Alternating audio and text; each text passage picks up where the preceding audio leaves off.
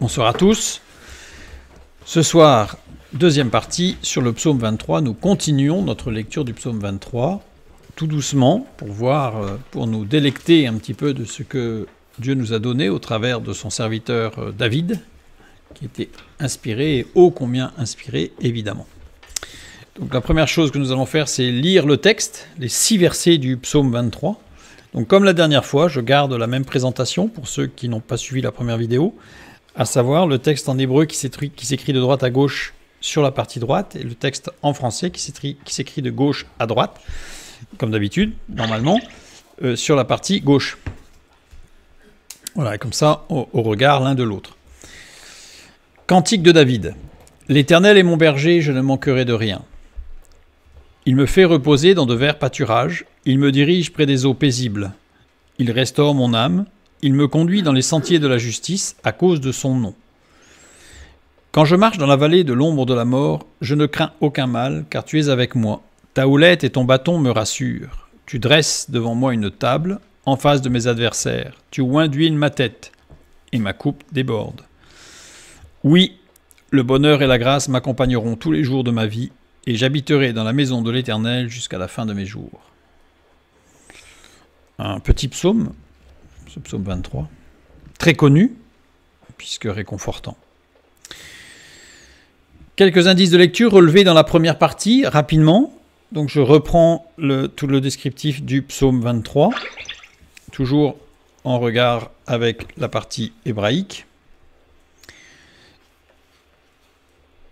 Nous avions vu qu'il y avait certains versets qu'il fallait remanier un petit peu par rapport à la ponctuation et au diacritique qui étaient donnés dans le texte en hébreu, et en particulier le verset 5, tu dresses devant moi, et normalement on s'arrête là, une table en face de mes adversaires. Et la même chose pour le verset 6, ici il manque le petit 6, qui doit être restructuré.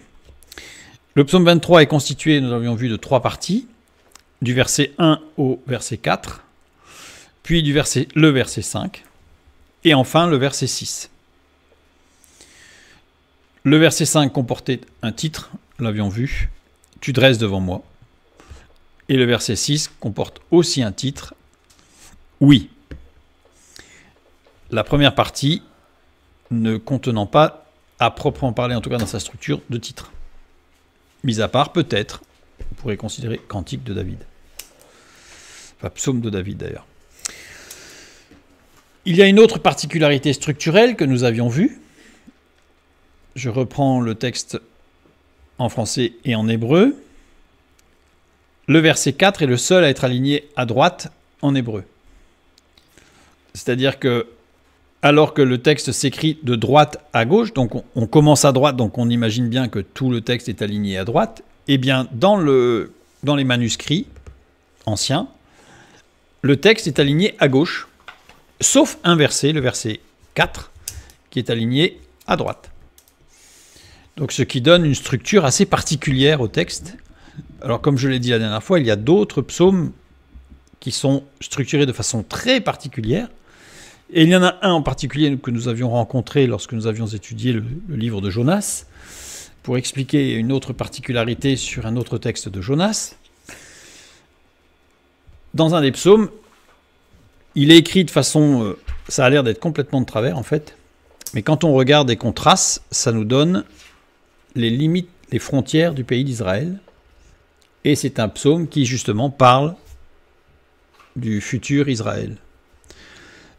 Il y a un autre texte de la sorte, et nous l'avions vu dans le livre de Jonas, parce que Jonas va citer des psaumes. Et quand on regarde le psaume, il est structuré aussi d'une manière très particulière, et on a toutes les profondeurs à laquelle a pu aller le poisson dans lequel se trouvait Jonas. Voilà, donc on a des structures du texte qui nous donnent des informations assez particulières, en plus du texte en lui-même. Donc, et ici, nous le verrons quand nous verrons le verset 4, plus en détail, il y a une structure particulière. C'est ce que nous avions vu la dernière fois. Et dans nos traductions, il faudrait aligner le texte à droite, sauf le verset 4, si on voulait respecter un petit peu cette présentation. Donc, c'est-à-dire qu'il faudrait présenter le texte de cette manière-là. Alors, je pense que dans nos Bibles, si on faisait comme ça ferait drôle. Parce qu'on n'est pas habitué. Voilà. Donc ça, c'est au niveau de la structure du texte. Cette particularité, je dirais, graphique, structurelle, outre le découpage en 3 parties du psaume, le verset 4 tient une place particulière, en fait, dans ce psaume, et c'est ce que nous verrons la prochaine fois. Maintenant, passons au verset 3.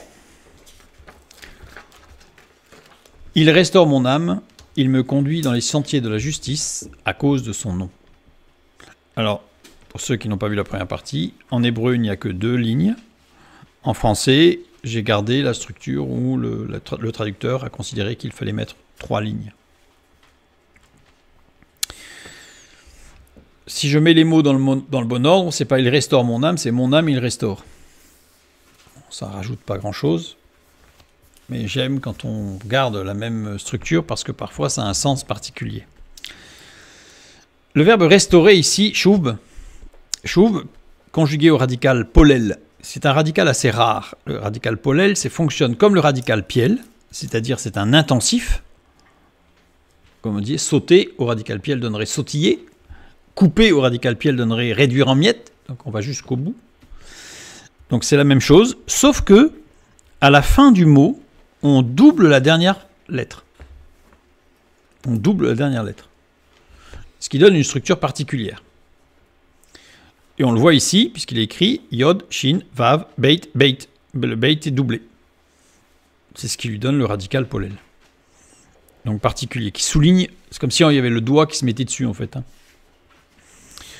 Alors, Shuv, au radical polel ou au radical piel, veut dire ramener.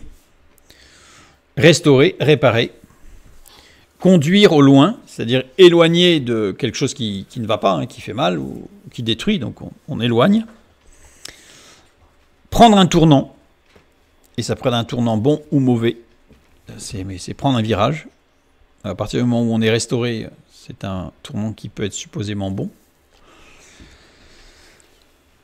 Donc dans son écriture, puisqu'on a un radical polel, et puisque la dernière lettre est doublée et que c'est rare, il y a forcément un intérêt. C'est-à-dire qu'il y a une sorte de pied d'appel qui nous dit allez voir un petit peu ce qui se passe.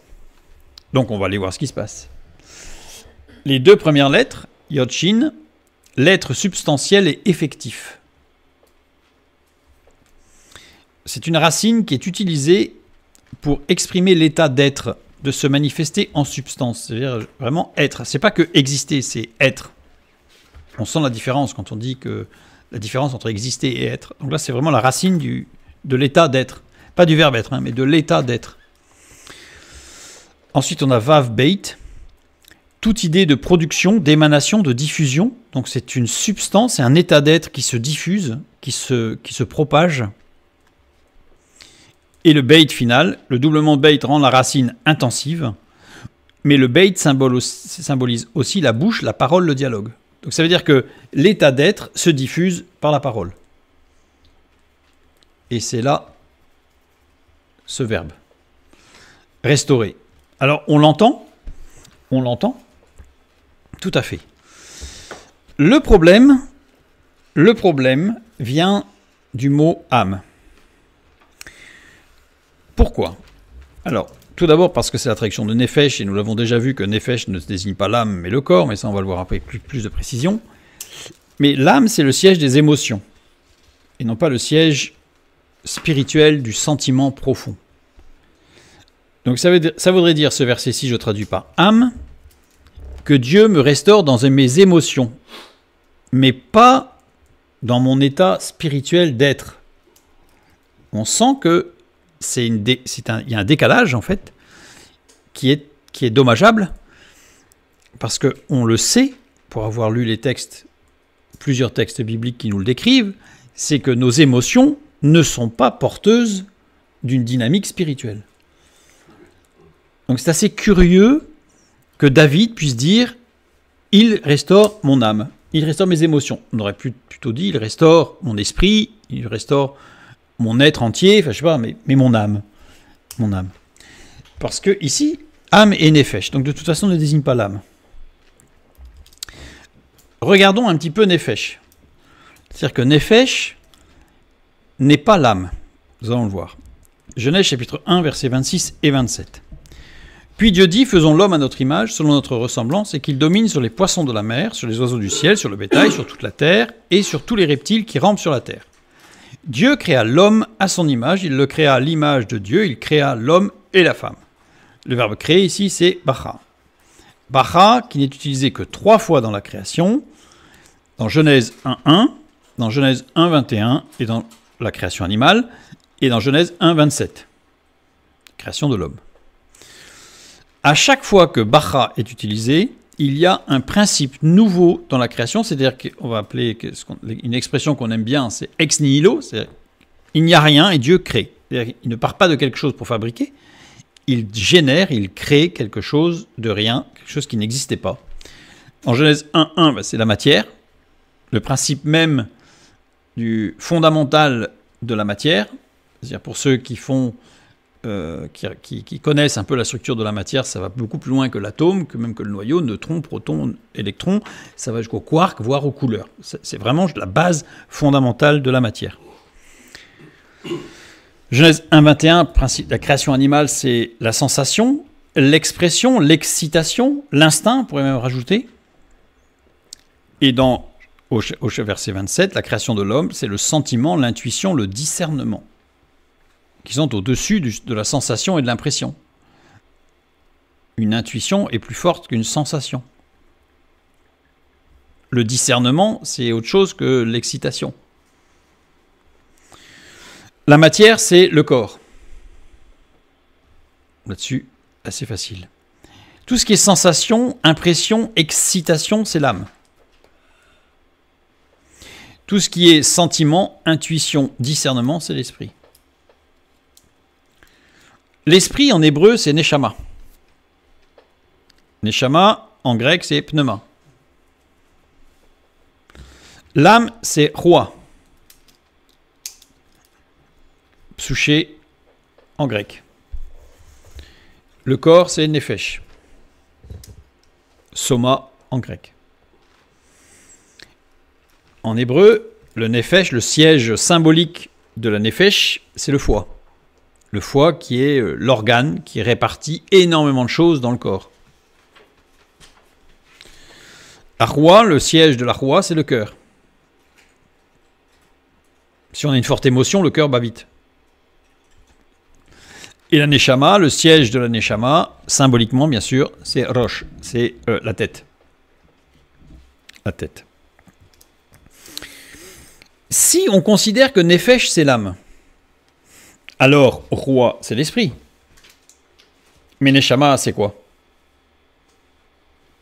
Parce que si la neshama, c'est au-dessus de l'esprit, ça veut dire que l'homme aurait quelque chose qui est au-dessus de ce que Dieu est, puisqu'il est esprit. Vous voyez, on sent qu'il y a une mécanique qui ne tourne pas rond du tout. Alors, on s'en satisfait, on fait de la contorsion spirituelle ou de la contorsion doctrinale pour essayer de réussir, que ça rentre un petit peu dans les cases, mais ça ne rentre pas du tout dans les cases. Et ça rend les textes complètement abscons et à la limite, même dans certains cas, ridicules. Genèse 2.7, nous lisons. Dieu forma l'homme de la poussière de la terre, il souffla en ses narines un souffle de vie, et l'homme devint un être vivant. On va s'attarder un petit peu sur cet aspect du corps, parce que à chaque fois que j'en parle, j'ai des commentaires qui me disent « oui, mais ceci, oui, mais cela, oui, mais cela, oui, mais ceci ». Donc, on va s'attarder un petit peu, parce que c'est vraiment important. Surtout que, là on est sur le psaume 23, mais l'ensemble du texte biblique de l'Ancien Testament, en fait, dès que vous voyez le mot « âme », vous pouvez être sûr à 99,8% que c'est nefesh et que ça parle du corps. Et non pas de l'âme. Donc, le verset 7 du chapitre 2 de la Genèse. Dieu forma l'homme de la poussière de la terre, il souffla en ses narines un souffle de vie, et l'homme devint un être vivant. Un être vivant, nefesh haïm. Nefesh haïm, nefesh, qui a été traduit par un être, et haïm, vivant. Vivant avec un S. J'insiste parce que parfois j'ai des fautes de frappe, mais là c'est pas une faute de frappe. C'est bien un singulier au niveau du nom Et vivant est bien au pluriel.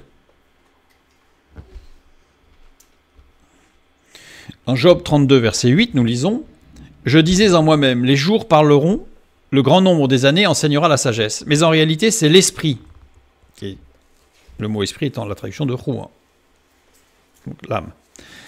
Dans l'homme, la respiration neshama du Tout-Puissant qui donne l'intelligence. Ce n'est pas l'âge qui procure la sagesse, ce n'est pas la vieillesse qui rend capable de juger. Donc là, on voit bien qu'il y a un problème parce que le traducteur a été obligé de traduire par respiration neshama puisque esprit était déjà pris. Donc on ne pouvait pas mettre quelque chose qui était au-dessus de l'esprit, un super esprit. Donc il a fallu traduire par respiration, mais ça n'a rien à voir avec la respiration. C'est-à-dire que littéralement, mais en réalité, c'est l'âme dans l'homme, l'esprit du Tout-Puissant qui donne l'intelligence. C'est-à-dire qu'il y a toute une dynamique que l'on va voir juste après. Je reprends le verset 7. Donc Dieu forma l'homme de la poussière, de la terre, il souffla en ses narines un souffle de vie, et l'homme devint un être vivant avec un S. Le verbe former ici, c'est vaïtser.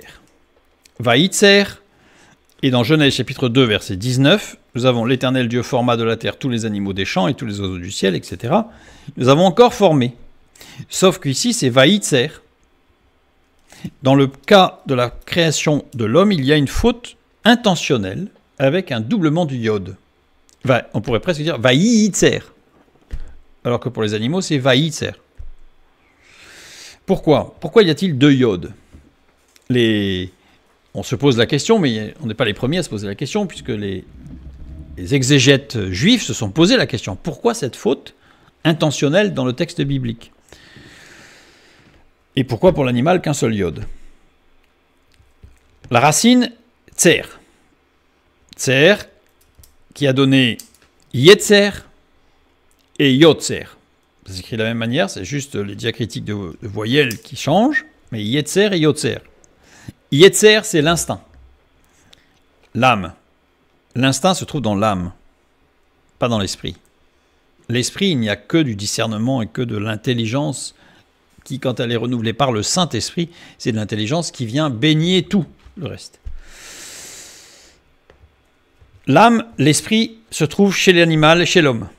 L'âme, l'instinct, se trouve chez l'animal et chez l'homme. C'est pour ça qu'un animal est capable d'expression émotionnelle.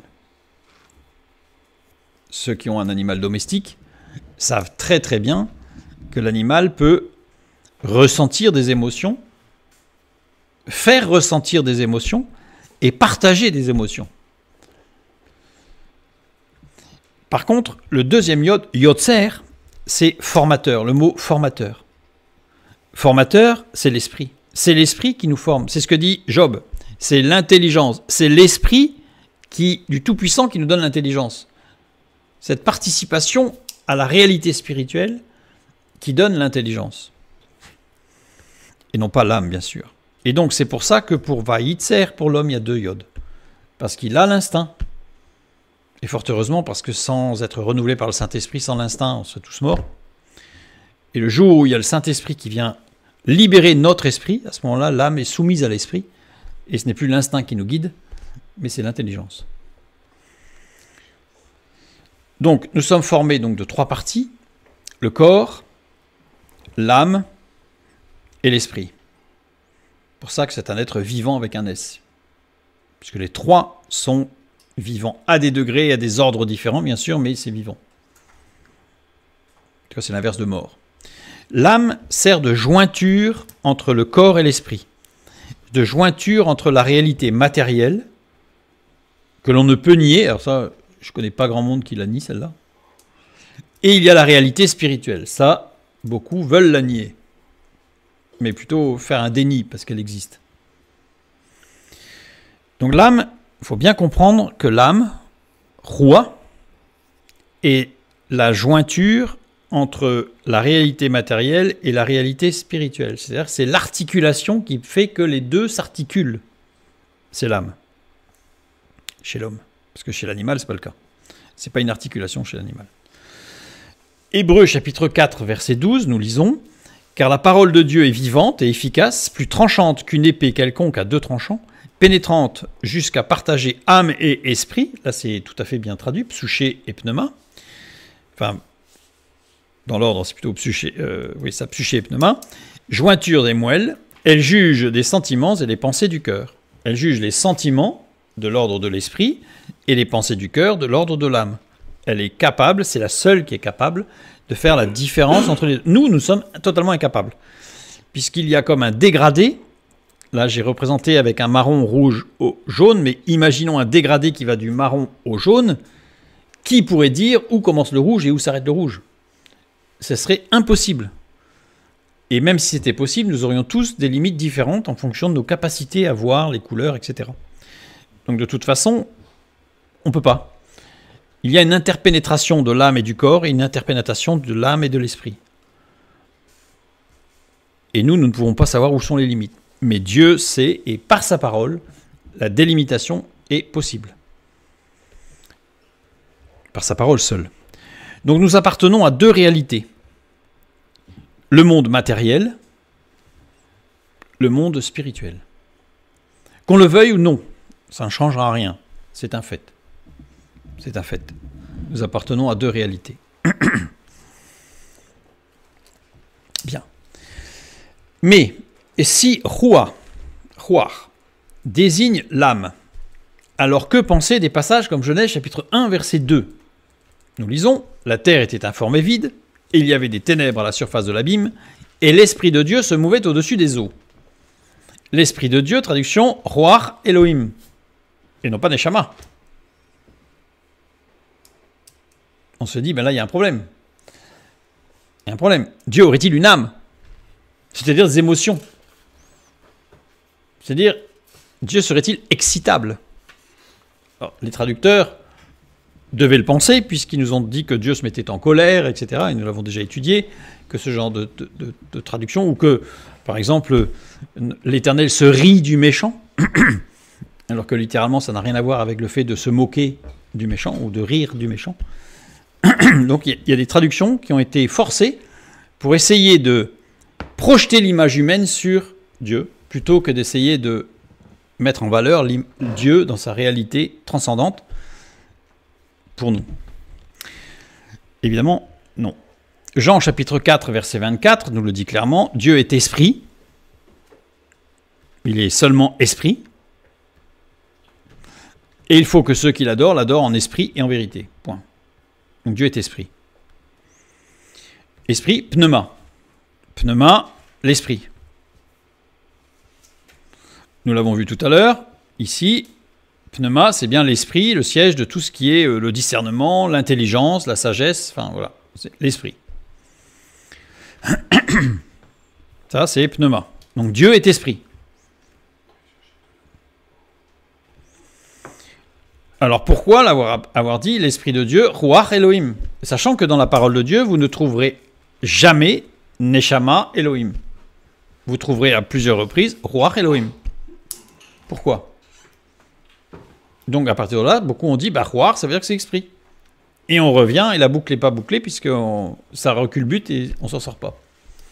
Il faut juste aller un peu plus loin. Il faut juste aller un peu plus loin. Comme je l'ai dit la dernière fois, Pasteur a dit, un peu de science éloigne de Dieu, beaucoup de science l'en rapproche. Un peu d'étude de la parole de Dieu éloigne de la parole de Dieu. Ne s'appuyer que sur la parole et bien regarder la parole de Dieu l'en rapproche, puisqu'on se rend compte que tout est parfaitement, évidemment, divinement construit. Galates chapitre 5, verset 17. Car la chair a des désirs contraires à ceux de l'esprit, et l'esprit en a de contraires à ceux de la chair. Ils sont opposés entre eux afin que vous ne fassiez point que ce que vous voudriez. On va surtout s'arrêter sur le fait que la chair et l'esprit sont opposés. En Jean chapitre 3, verset 6, nous lisons « Ce qui est né de la chair est chair, et ce qui est né de l'esprit est esprit. » Il n'y a pas de confusion. Hein. Les choses sont claires, sont nettes, sont bien délimitées dans la parole. Jean chapitre 6, verset 65, et il ajouta, c'est pourquoi je vous ai dit que nul ne peut venir à moi si cela ne lui a été donné par le Père. Évidemment. Parce que, à partir du moment où nous sommes tous nés de la chair, s'il y en a un qui peut dire qu'il n'est pas né de la chair, ben, personne ne le croira parce que sinon il ne serait pas là. Donc nous sommes tous nés de la chair. Et à partir du moment où nous sommes nés de la chair, ben, nous sommes chairs. Et l'accès au monde spirituel n'est pas possible. Donc ce n'est pas la peine d'avoir toutes les théories, les philosophies orientales et tout ce que vous voulez. Ce n'est pas accessible. L'homme ne peut pas monter jusqu'à Dieu. Par contre, Dieu est descendu jusqu'à l'homme. C'est toute la différence d'ailleurs avec l'enseignement de la parole de Dieu, de la Bible, et tous les autres. Tous les autres, c'est l'homme qui monte à Dieu. La Bible dit non, mais c'est pas possible ça. C'est Dieu qui est descendu jusqu'à l'homme. Et c'est pour ça que Jésus dit, si cela ne lui a été donné par le Père, c'est-à-dire que Dieu, le Père, on l'a déjà vu, Dieu va travailler toutes nos circonstances de nos vies, etc., pour qu'à un moment donné, nous soyons amenés, je dirais presque devant l'évidence qu'il est. Et non pas qu'il existe, parce que Dieu n'existe pas. Il est.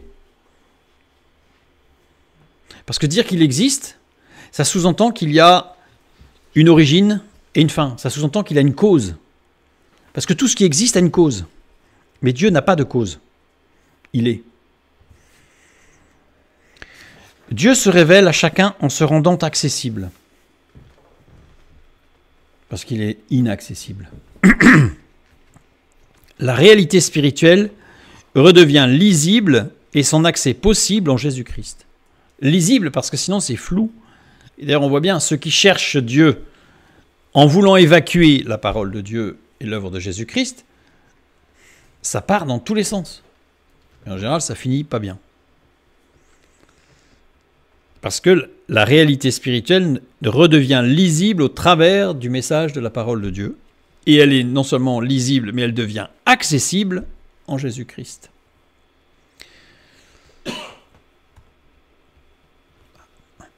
C'est ce que nous avons vu tout à l'heure. Nous avons vu tout à l'heure que l'âme est la jointure entre la réalité matérielle et la réalité spirituelle. D'accord ? Dieu se manifeste au travers de Ruach Elohim,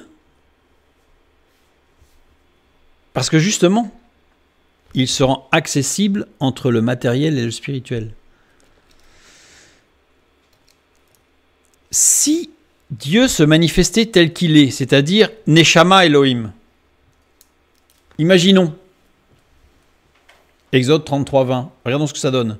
L'Éternel dit, tu ne pourras pas voir ma face, car l'homme ne peut me voir et vivre. On ne peut pas.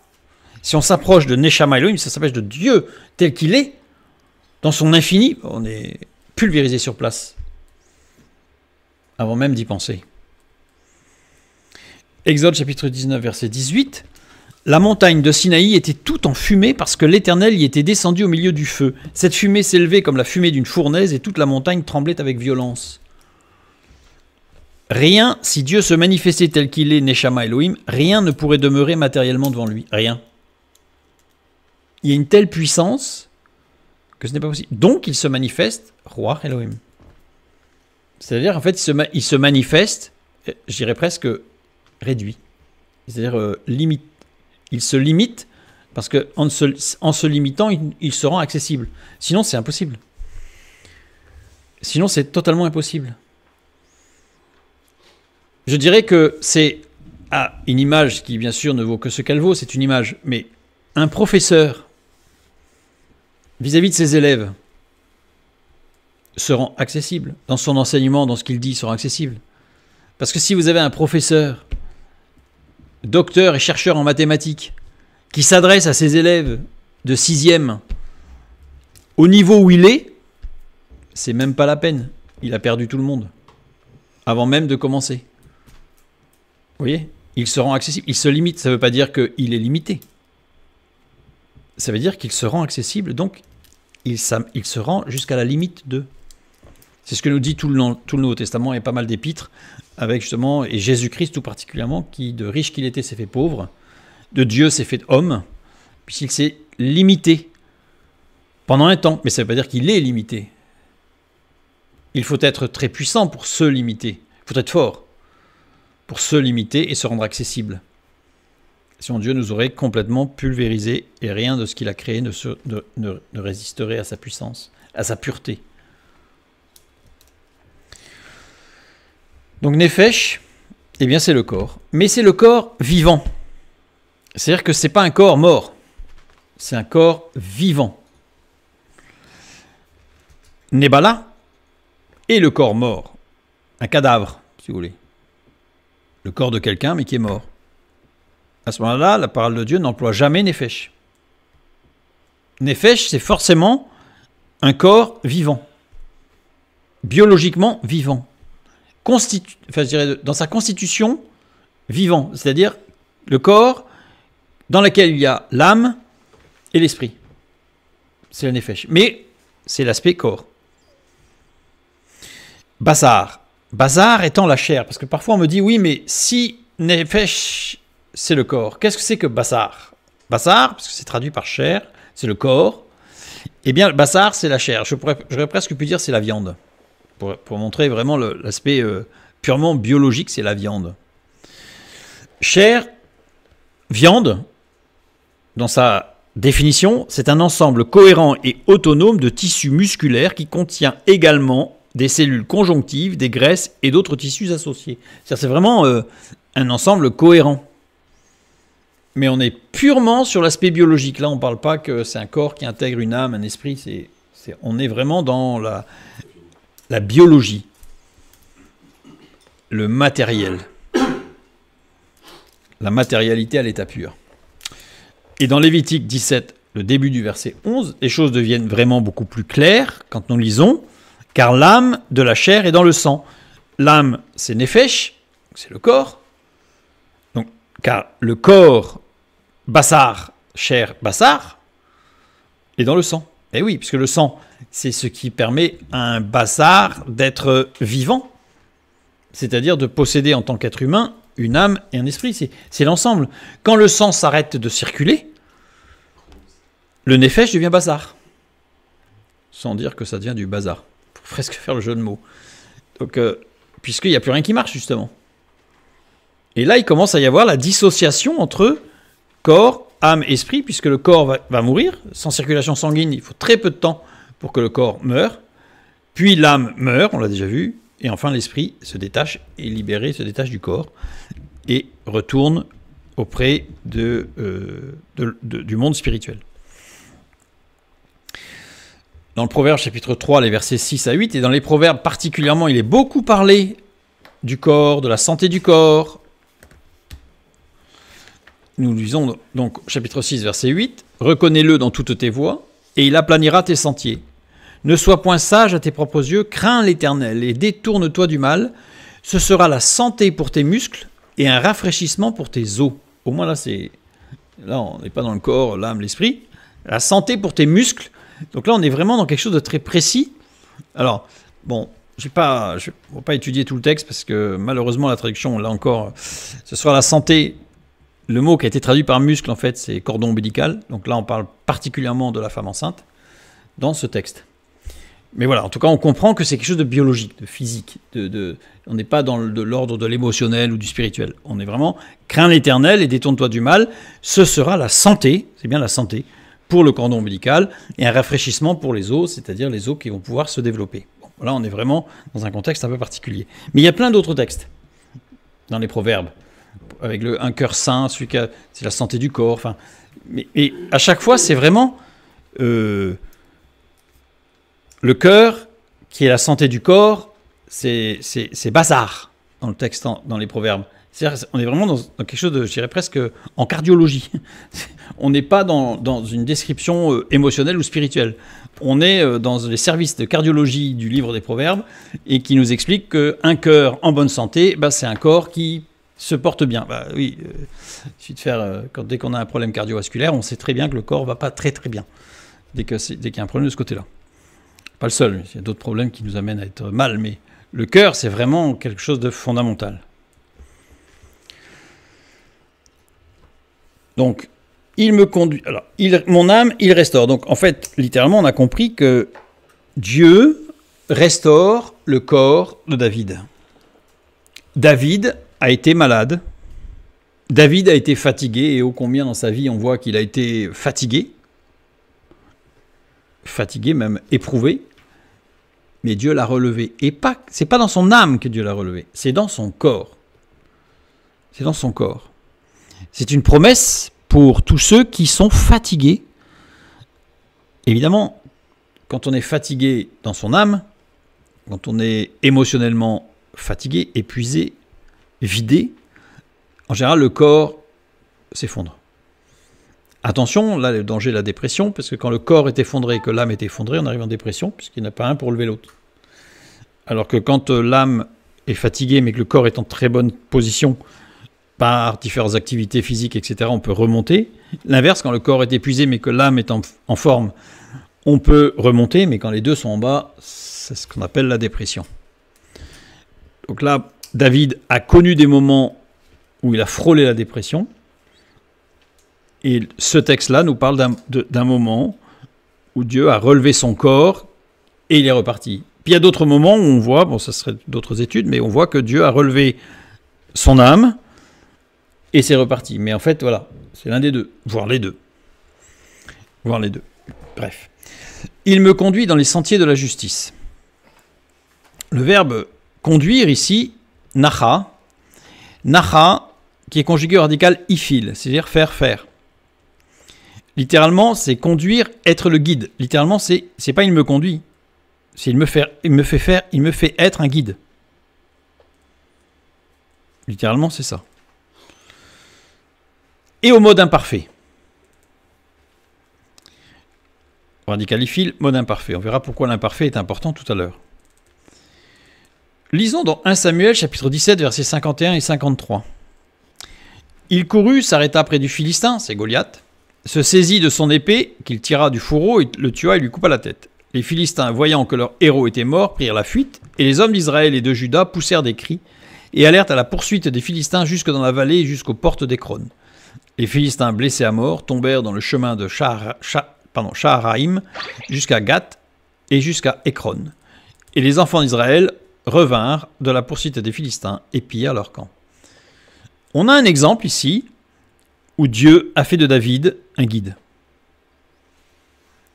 Le contexte, le peuple d'Israël face aux Philistins, il était fréquent à cette époque et même plus tard, puisque même dans le monde grec, que quand deux armées se combattent, on fasse se combattre deux champions, et celui qui gagnait, c'était son armée avait gagné. Ce qui semble quelque part un peu plus respectueux de la vie humaine, plutôt que d'envoyer des milliers d'hommes se faire massacrer les uns contre les autres et compter à la fin. Donc ils envoyaient deux champions. Donc là, les Philistins avaient envoyé leur champion, Goliath, un homme en démesure par rapport aux autres, et David, ce petit berger, ce petit homme roux que personne ne voulait, va combattre contre ce guerrier avec une fronde. Tout le monde en a peur. Le peuple d'Israël est complètement retranché et ils ont peur. Personne ne bouge. Même Saül, qui se voulait être un guerrier, dans une étude on a bien vu qu'il ne l'était pas, mais en tout cas qui faisait croire qu'il l'était, ça a tellement marché qu'il a fait croire qu'il l'était que beaucoup le croient encore aujourd'hui. Vous voyez. Paralysie totale du peuple de Dieu. Et Dieu va utiliser David, qui va être un guide pour la libération, pour la victoire. Ça, c'était avant le psaume 23, bien avant. 1 Samuel 22, 1 et 2. David partit de là et se sauva dans la caverne d'Adoulam. Ses frères et toute la maison de son père la prirent, et ils descendirent vers lui. Tous ceux qui se trouvaient dans la détresse, qui avaient des créanciers ou qui étaient mécontents, se rassemblèrent auprès de lui, et ils devinrent leur chef. Ainsi se joignirent à lui environ 400 hommes. David a fui. Son objectif, c'était pas de monter un groupe de brigands et d'être le Robin des Bois de l'époque. Son but, c'était de fuir pour sauver sa vie. Et Dieu l'a utilisé pour être un guide. Puisque, bon, la traduction, c'est un petit peu dommageable encore, parce qu'on voit qu'on s'arrête d'ailleurs. Tous ceux qui se trouvaient dans la détresse, là c'est clair, qui avaient des créanciers. Mais le terme donne l'impression qu'en fait, ils ne payaient pas leurs taxes, quoi. Ils ne payaient pas leur crédit, quoi. Mais non, c'est des gens qui ne pouvaient plus, en fait. Mais c'est pas qu'ils ne voulaient pas, c'est pas qu'ils avaient joué un petit peu avec les limites. C'est qu'ils ne pouvaient plus. Il y avait trop. Et donc, là. Et les mécontents, c'est pareil. C'est les mécontents, mais c'était une justice dans ce mécontent. On a l'impression que c'est un peu la racaille, là, qui se joint à David. En fait, pas du tout. C'est des gens qui n'étaient pas contents parce que la justice ne régnait plus. l'équité, la justice, la vérité ne régnaient plus. Dieu a fait de David un guide. C'était pas le but de David, mais Dieu en a fait de lui un guide. Dans 1 Samuel, chapitre 30, alors, les versets 3 à 24, vous pouvez, ceux qui le souhaitent peuvent lire tout le verset 30, parce que c'est un merveilleux chapitre. Nous allons lire quelques versets. David et ses gens allèrent à la ville, et voici, elle était brûlée, c'est Tsiklag, et leurs femmes, leurs fils et leurs filles étaient emmenés captifs. On va au verset 10. David continua la poursuite avec 400 hommes. 200 hommes s'arrêtèrent, trop fatigués pour passer le torrent de Bessor. Le verset 18. David sauva tout ce que les Amalécites avaient pris, et il délivra aussi ses 2 femmes. Verset 24. Et qui vous écouterait dans cette affaire? La part doit être la même pour celui qui est descendu sur le camp de bataille et pour celui qui est resté près des bagages. Ensemble, ils partageront. Parce que ceux qui avaient été se battre ne voulaient pas partager le butin avec ceux qui n'étaient pas venus se battre. Or, ceux qui n'étaient pas venus se battre, c'est pas parce qu'ils avaient peur, c'est parce qu'ils étaient épuisés. Et là, on voit bien David qui prend la défense de ces hommes-là, qui est juste en fait. Et il me conduit dans les sentiers de la justice. Justice, ici, c'est tzedek. Tzedek, qui veut dire juste, droit et normal. Dans les poids et les mesures, normalement, c'est ça la base du terme. Tzedek, c'est ce qui est juste, ce qui est droit, ce qui est normal dans les poids et mesures. C'est-à-dire que c'est juste, je ne peux pas dire autant d'autres mots, que si on prend 1 kg, c'est 1 kg, quoi. C'est ni plus ni moins. Même si les parties se sont mises d'accord, il faut veiller à ce que le droit, l'équilibre et l'équité soient respectés. C'est ça, tzedek, c'est ça la justice. La justice, ce n'est pas, bon, on s'est mis d'accord. Parce qu'il suffit qu'il y en ait un qui soit beau parleur et qui embobine l'autre. Ah, mais il était d'accord. Non, non, mais c'est pas la justice, ça. La justice, c'est, il faut que les deux soient d'accord. Et surtout, que ce soit droit, équilibré et dans l'équité. Et David, qu'est-ce qu'il a fait? Eh bien, c'est ce qu'il a vécu quelque temps avant d'écrire ce psaume 23. Avec ces 400 hommes qui se sont battus et les 200 qui ont gardé les bagages. Mais pourquoi? Parce qu'ils étaient trop épuisés. Donc c'était de la folie de les envoyer au combat. C'était de la folie. C'était pas juste. Donc ils sont restés se reposer, mais ils ont participé quand même au butin parce que c'était pas parce qu'ils étaient des couards ou parce qu'ils ne voulaient pas. C'est parce qu'ils ne pouvaient pas. Donc à ce moment-là, ils ont participé comme les autres. Donc on voit bien que ce que dit David ici, ce n'est que le témoignage de ce que Dieu a fait dans sa vie. Dieu a restauré son corps, Dieu l'a conduit, l'a fait être un guide, mais à la limite, sans que lui cherche à l'être, ce guide. C'est-à-dire sans orgueil. David était un homme simple. David était un homme selon le cœur de Dieu. C'est-à-dire qu'il cherchait à suivre Dieu, mais avec intelligence. Quand il fallait sauver sa vie, il a sauvé sa vie. Pas par peur, mais par intelligence et sagesse. C'est ce qu'il a fait. Dans 1 Samuel, chapitre 30, les versets 3 à 24, tout le chapitre 30, vous pouvez lire, vous voyez, c'est exactement ça. David a été un guide parce que ces hommes étaient découragés, mais lui-même a été découragé. Mais il a imploré Dieu et Dieu lui a donné la force. Le texte nous le dit dans le chapitre 30. Dieu est intervenu et il a retrouvé des forces alors que son corps était fatigué. Il a retrouvé des forces. Dieu a restauré son corps, ce qui lui a permis d'engager sa volonté en disant on y va. Et de fait, il est devenu le guide de tous ceux qui étaient fatigués, qui sont levés, qui ont dit on y va, mais avec sagesse, puisque ceux qui étaient trop fatigués sont restés garder les bagages. C'est exactement la description de cette partie du verset 3 du psaume 23. Donc David, en fait, dans ce psaume, témoigne de ce que Dieu a fait dans sa vie. Un témoignage de ce que Dieu a fait dans sa vie. David loue l'Éternel pour ce qu'il lui a permis de faire auprès des autres. C'est-à-dire qu'on a l'impression que, dans ce texte, que c'est centré sur David. Mon âme, il restaure, mon corps, il restaure mon corps, moi, il me conduit, moi, dans le sentier de la justice, moi, c'est moi quand même, c'est sympa, c'est cool, super. Mais en fait, non. Le texte montre que oui, il y a lui, puisque mon âme, il restaure, mais il y a un but. sans que David se prenne la tête en se disant c'est moi le guide, c'est moi le chef, c'est que il m'a amené à être le guide dans les sentiers de la justice, c'est-à-dire de l'équité, de l'équilibre. C'est quelque chose de complémentaire. C'est-à-dire que il y a David, mais il n'y a pas que David. La traduction, c'est dommage, puisque donne l'impression qu'il n'y a que David. Et très souvent, d'ailleurs, quand on est en souffrance, on ne voit plus que nous.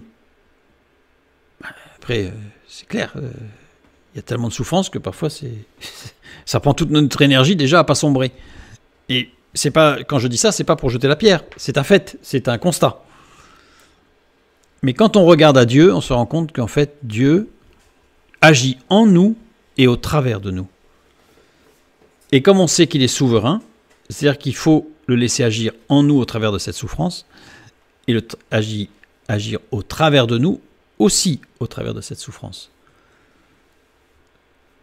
Quoi de plus extraordinaire quand vous êtes dans la souffrance, si vous vivez une situation extrêmement compliquée, un deuil, une maladie qui vous amène tout droit, d'après les médecins, à la mort.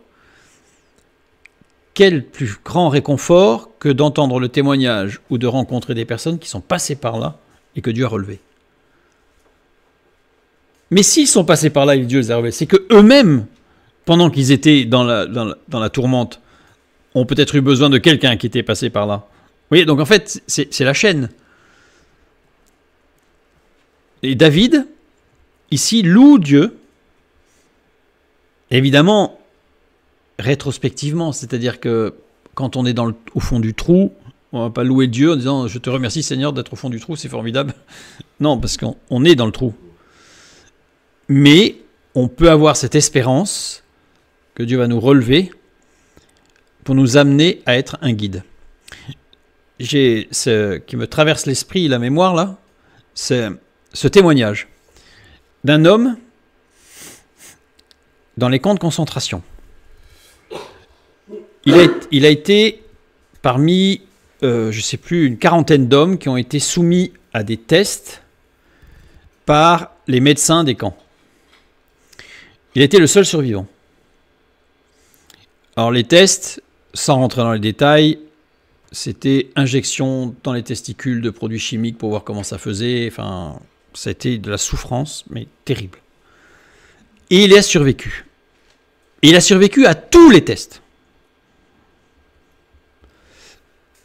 Et des gens sont allés le voir plusieurs années après en disant mais pourquoi ? Pourquoi ? Alors c'était un juif qui avait la foi en Dieu, hein, qui n'était pas en Jésus-Christ, mais en Dieu, et qui a dit, eh bien, c'est assez surprenant ce que je vais vous dire, mais quand je rentrais dans la salle où je savais que ça allait être terrible, eh bien, je me disais, il faut que je construise la manière dont j'expliquerai aux gens plus tard comment j'ai fait pour m'en sortir. En fait, donc il se projetait en se disant, ce que je vis là va pouvoir être utile plus tard pour les autres.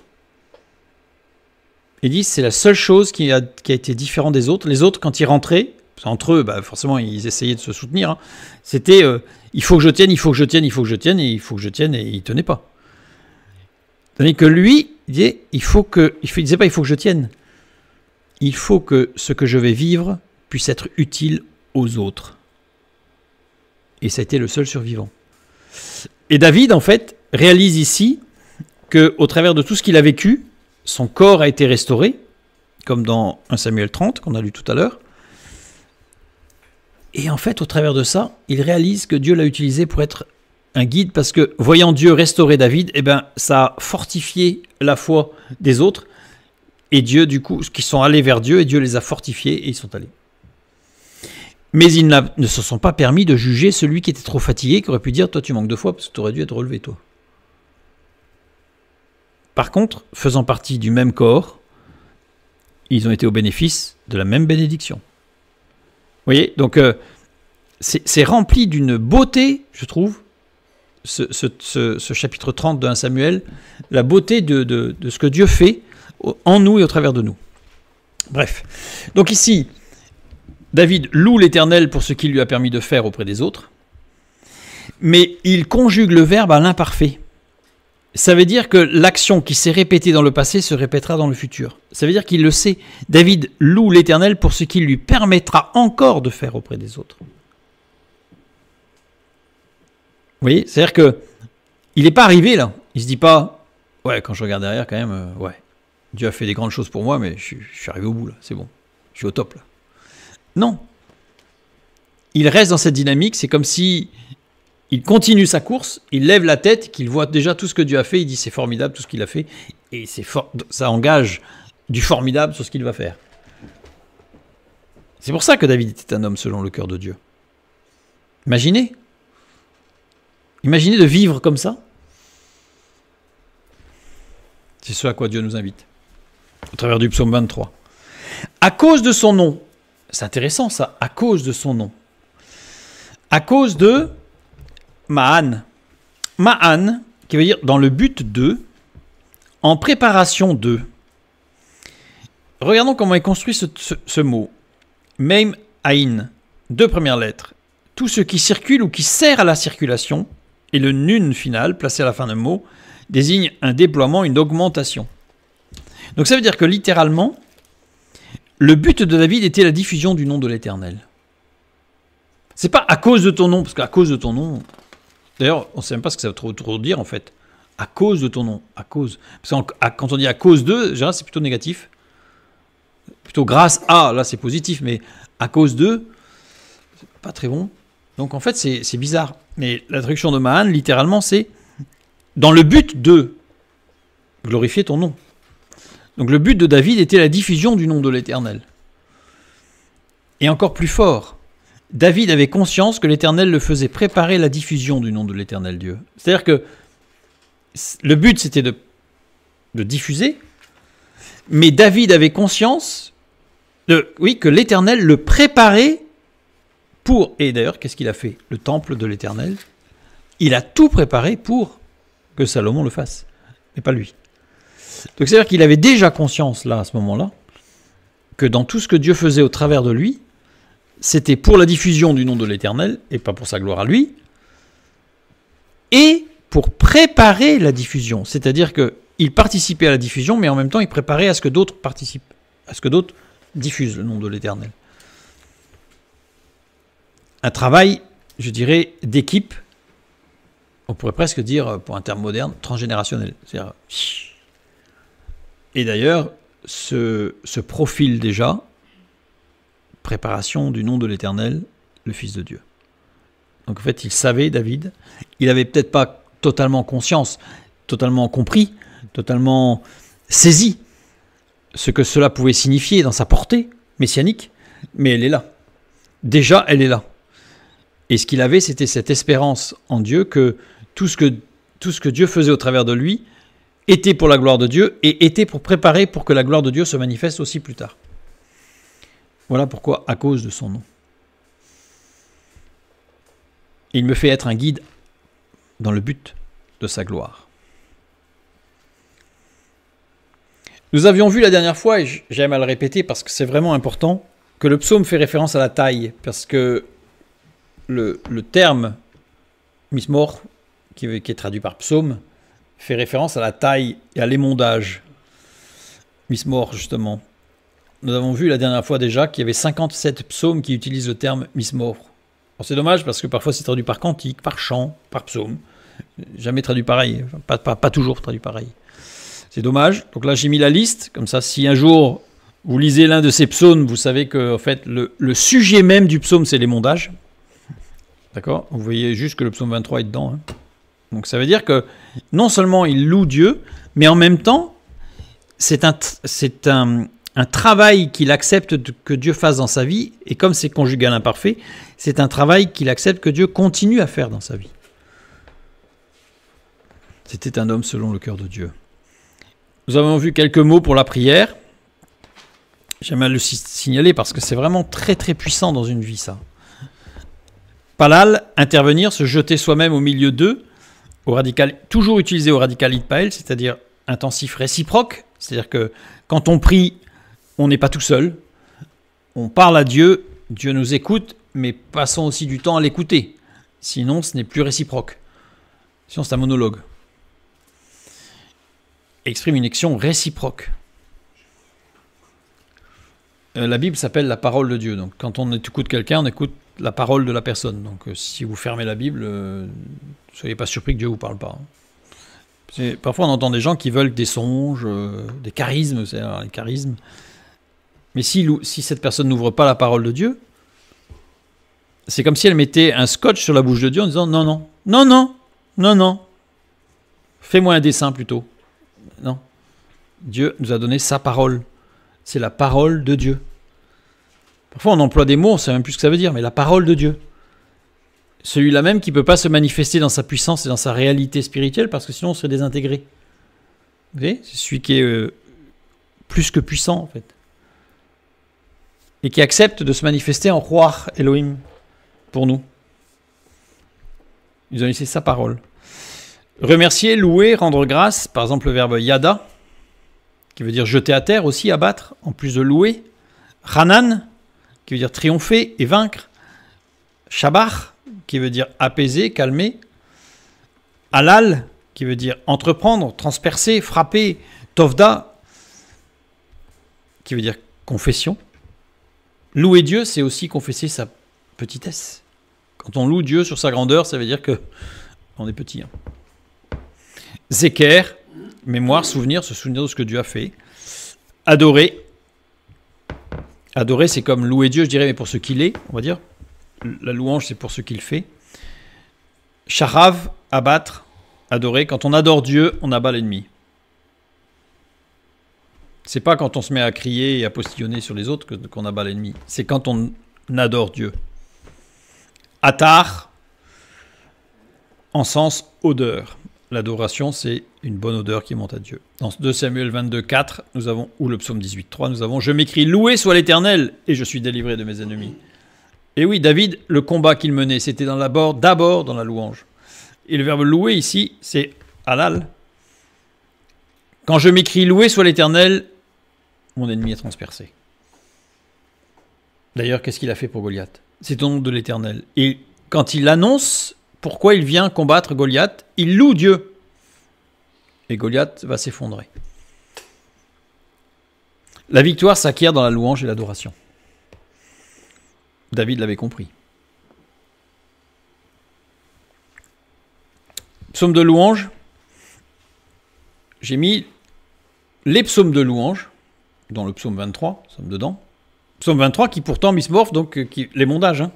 Donc la louange fait partie de l'émondage. Si vous voulez grandir avec Dieu, louez. Louez Dieu. Et il y a des psaumes d'adoration. Alors, je les ai un petit peu mis par groupe.